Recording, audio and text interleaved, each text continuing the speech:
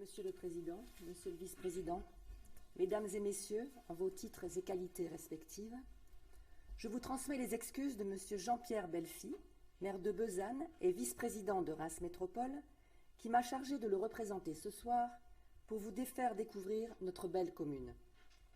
Positionnée au cœur du vignoble champenois, Besanne est une des 16 communes de Reims Métropole. Elle compte 1509 habitants. C'est une commune en pleine expansion, réputée pour sa qualité de vie et son dynamisme.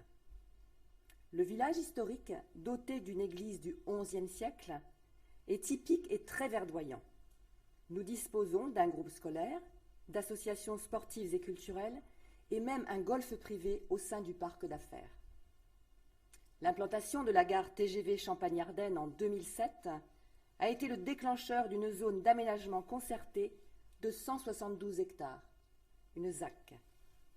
L'artiste Christian Lapie, qui a édifié ses œuvres et ses sculptures sur tous les continents, n'est pas arrivé par hasard sur le parvis de la gare Reims-Besanne. Afin que les lieux de travail soient aussi des lieux de vie, la ZAC a été divisée en 3 parties. Un tiers dédié au logement, un tiers aux bureaux et commerces, un tiers pour les espaces verts. Besanne est un carrefour de communication par le TGV, le train express régional, le tramway, le bus, l'autoroute A4 bis, le hub de Roissy-Charles de Gaulle et la fibre optique. C'est grâce à tous ces atouts que notre commune attire depuis 2008 de nombreuses entreprises. 90% des terrains sont déjà vendus. Besanne a un positionnement tourné vers l'innovation et l'international, à l'instar du projet Connecti du groupe Plurial Novilia. 2 maisons connectées vont voir le jour en 2016. Elles bénéficient des dernières techniques de construction, favorisant le maintien des seniors à domicile. Une cabine de domomédecine sera reliée directement à la clinique du groupe Courlancy et permettra par exemple de prendre la tension, de contrôler l'activité cardiaque et de surveiller les divers paramètres afin d'éviter les AVC.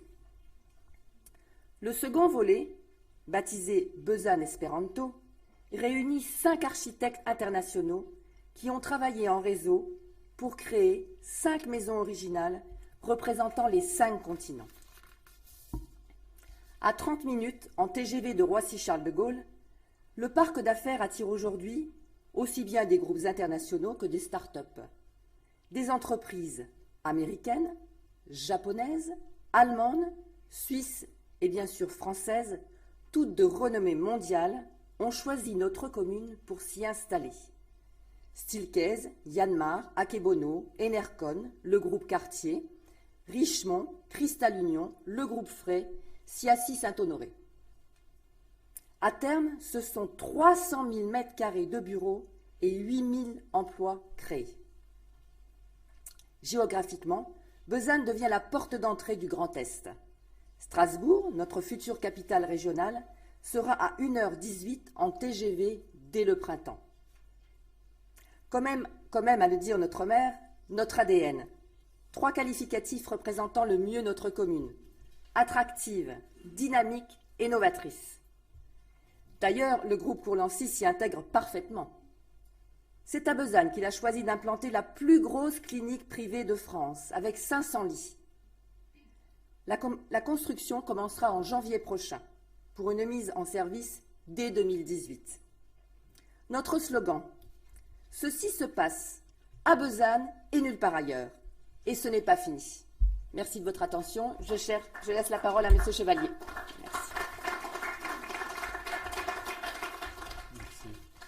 Merci. Monsieur le Président, Mesdames, Messieurs, donc je vais continuer la présentation. C'est vrai que le travailler dans l'espace public avec la municipalité de Besanne ne peut qu'aboutir à quelque chose d'heureux. Monsieur le maire et sa municipalité ont un tel enthousiasme qu'on ne peut pas arriver à quelque chose de malheureux. Donc je vais vous présenter la place Alfred Nobel, avec une équipe de maîtrise d'œuvre composée de Michel Devigne, paysagiste. La maîtrise d'œuvre d'exécution a été réalisée par Reims Métropole et sur ce terrain qui est donc entre la gare TGV que nous... Pardon. Excusez-moi. C'est le pointeur, c'est lequel? Voilà. Entre la gare TGV, donc cette gare TGV, finalement, au milieu de ces 172 hectares que vous voyez ici, était finalement implantée sur un tertre qui était en fait le résultat de l'ingénierie ferroviaire, puisque à cet endroit, la ligne TGV passe à la fois en fossé avec des déblais qui ont constitué le tertre sur lequel a été disposée la gare TGV.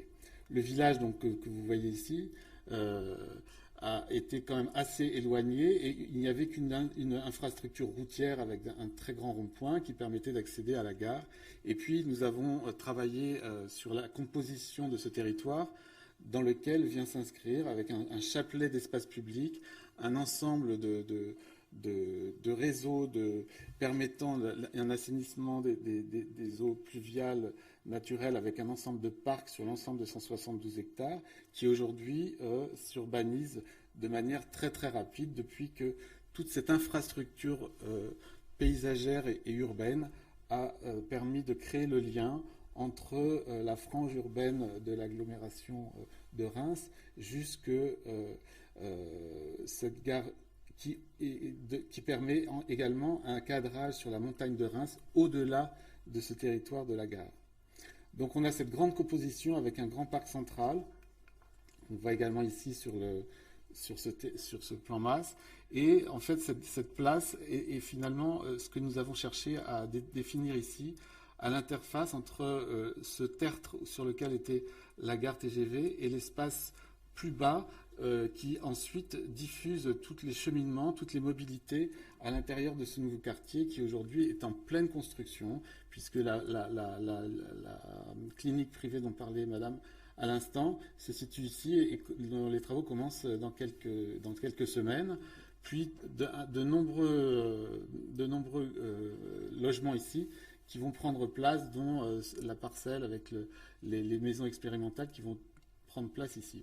Alors il y a un élément très important dans cette opération, c'est que en fait au démarrage de ce quartier, il n'était pas question que le tramway vienne. Et puis il y a eu un gros travail de fait pour dire cet espace métropolitain, ce lieu qu'on crée avec un nombre d'équipements à proximité à 38 minutes de Paris, pourquoi serait-il complètement déconnecté, excepté par la voiture, de son agglomération? Donc on a fait un grand travail avec la SNCF, avec la ville, avec Reims Métropole, pour dire ne peut-on pas faire venir vraiment le tramway jusqu'à la gare?